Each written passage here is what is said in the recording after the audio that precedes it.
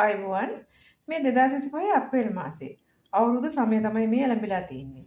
ඉතින් මේ දවස්වල හාල් පිටි වරදින් නැති කාලයක් තමයි මේ තියෙන්නේ. ඉතින් මට හිතුණා ඔයගලන්ට රසවත් අතුරු පසක් හදන්න කියලා දෙන්න. ඉතින් මම ඒකට අරගත්තා මේ තියෙන බැදපු හාල් පිටි.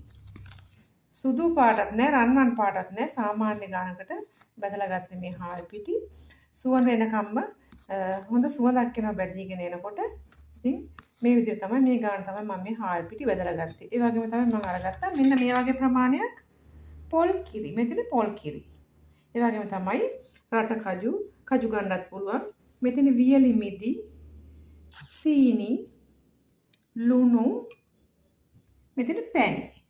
ඔයගලන් කැමති පැණි වර්ගයක් ගන්න පුළුවන්.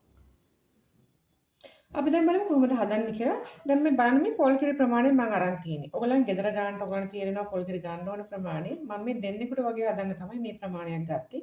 මේ වගේ පොඩි භාජනයකින් මෙන්න මේ ප්‍රමාණයක් ගත්තා. ඉතින් අපි භාජනයක් අරගෙන ඒකට මේ පොල් කිරි ටික දාමු. අපි පිටි ගන්නකොට මේ හාල් පිටි මේ බෙදපු හාල් පිටි මේ ඔක්කොම දාන්නේ අපි ටිකක් දාමු. මේ වගේ හැන්දකින් අපි මෙන්න මේ වගේ ප්‍රමාණයක් දාලා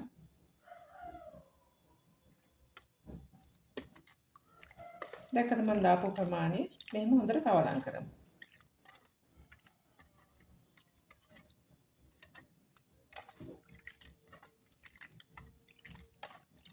අපි තව පොඩ්ඩක් විතර වගේ දාමු. මෙන්න තව මේ වගේ ප්‍රමාණයක් වගේ දාමු.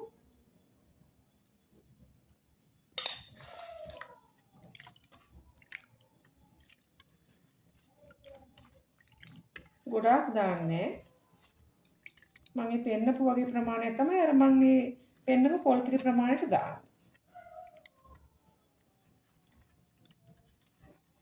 හරි. මේක දැන් අපි හොඳට කලවම් කළා. ඊට පස්සේ අපි දාමු මේකට පැණි.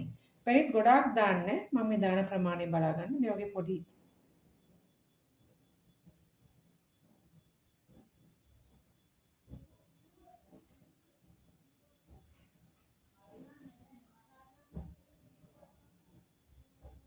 මම මේ බෝතලෙම දැම්මේ නැහැ.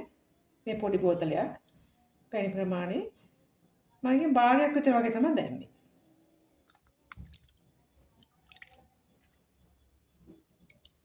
දාලා හොඳට කවලම් කරන්න.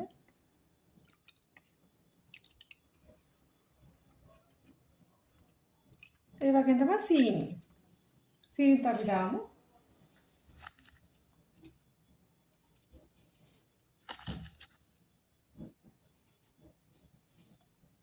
මේ වගේ හැන්දකින් මම මේ 3ක් විතර වගේ දැම්මා. පස්සේ අපිට රස අනුවට පොඩක් රස බලලා අපිට ඒක හරි ගස්ස ගන්න පුළුවන් රස. ඉතින් හොඳට මේක කවලම් කරන්න. ඒ වගේම තමයි ලුණු චුට්ටකුත් දාන්න. ලුණු ගොඩක් නෙමෙයි රස අනුව උගලන් තේරෙනවා. ලුණු පොඩ්ඩක් දාන්න.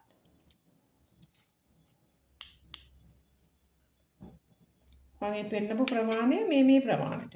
ඒ උගලන් ගෙදර කට්ටියෙන් ගෙදර ප්‍රමාණය ඉන්න හැටියට ගෙදර සංඛ්‍යාවේ හැටියට සමාජිකයන් ගානේ හැටියට ඔයගොල්ලන් ඒක යොදා ගන්න.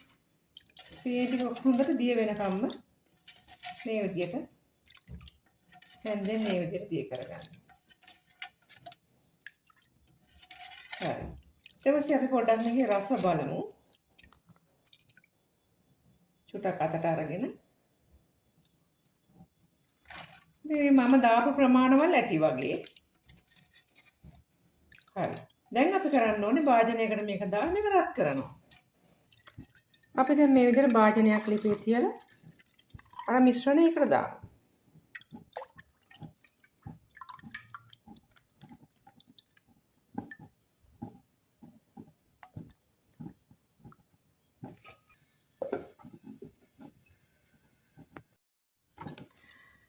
මේක හොඳට හැඳි ගන්න මේ විදිහට අඩිය අල්ලන්න දෙන්න එපා. හොඳට හැඳි ගන්න. ගොඩක් වෙලා යන්නේ මේක හදන්න. ඇත්තටම විනාඩි 10ක් විතර වගේ තමයි යන්නේ. අඩිය අල්ලන්න දෙන්න එපා. ඉතින් මම උන් තව දෙයක් කියන්න ඕනේ මේ අප්‍රේල් මාසේ මේ දවස්වල ඉතින් ඔයගලන්ට කොහොමවත් ඉතින් මේ බෙදපු හාල් පිටි තියෙනවා. ඉතින් ඔයගලන් විශේෂයෙන් අලුව හදනකොට බෙදපු හාල් පිටි අනිවාර්යයෙන්ම තියෙනවා. ඉතින් ඔයගලන්ට අමුතුවෙන් හොයන්න අමුතුවෙන්ම මේ මහන්සි වෙන දෙයක් නැහැ. ඉතින් අලුව හදලා ඉවරුණා පිටි ඉතුරු වෙනවා කොහොම හරි. පිටි ටිකක් ඉතුරු වෙනවනේ ඉතින්. සමහර අය ඉතින් ගානටම හරියටම ගන්නවා. ඉතින් පිටි ඉතුරු වෙච්ච වෙලාවල් වලට ඒ පිටි විසි කරන්න එපා. පිටි ටිකක් අනේ මේක මොනවටවත් ඕනේ නැහැ කියලා විසි කරන්න එපා. මේක හදාගන්න.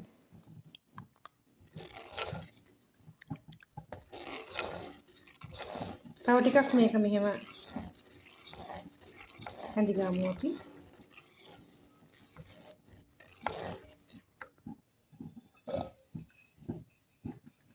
මේක උගලන්ට මේ විදිහට හැඳි ගන්නකොට අතර තියෙනවා ඝනකම් ගතියක් එනවා. යාන්තම් ඝනකම් ගතියක් එනකොට මේ වඩිය අල්ලන්න දෙන්න එපා.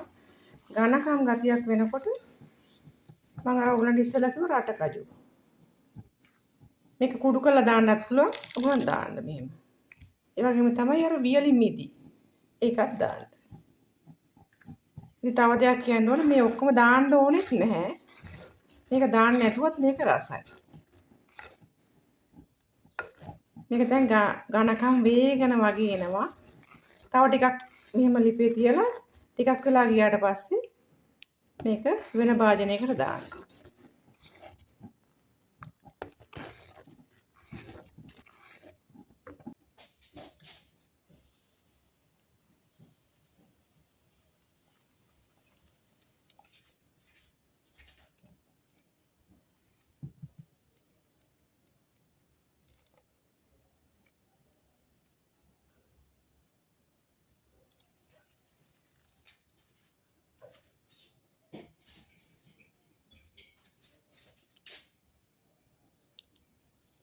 හරි. මේ තියෙන මගේ හදපු අතුරුපස තමයි. ඔයගලන්ට අතර තේරෙනවා මේ විදියට වෙනත් භාජනයකට දාන්න කියලා මම ඔයගලන්ට කිව්වා ඩිපෙන්ඩ් එකක් ගාලා බලලා වෙනත් භාජනයකට දාන්න. දානකොට මම මේ විදුරු භාජනයකට දැම්මේ දානකොට ඔයගලන්ට මේ හැමදාම මම කියනවා වීඩියෝස් වලදී මගේ මේ වගේ වීදුරු භාජනයකට දානකොට වතුර ටිකක් වෙනත් භාජනයකට දාලා මේ මැදින් මේ වීදුරු භාජනය තියලා තමයි දාන්න ඕනේ. මම මේ ඔයගලන්ට ලස්සනට පෙන්වන්න ඕන නිසා තමයි විදුරු භාජනයකට දැම්මේ. ඉතින් මේක හරිම රසවත් අමුත්තන්ට සංග්‍රහ කරන්නත් මේක හරිම රසයි. ඉතින් මේ වගේ තාලයට ටිකක් තව දාලා ලස්සන කරන්නත් පුළුවන්. මේ හොඳට සෝදලා අරගෙන වේලලා අර අපි කබලේ බදිනවා කියන්නේ. එහෙමයි මම මේ තාලයට බෙදලා ගත්තේ. ඉතින් මෙහෙම හරිම රසයි මේ විදිහට ගත්තාම තාලයට මිශ්‍ර කරලා. ඔය ඉතින් ඔයගොල්ලෝ බලනවා ඉතින් මේක කන්නේ කොහොමද කියලා. මේක කන්නේ හැන්දේ. යෝගට් කනවා වගේ කන්නේ.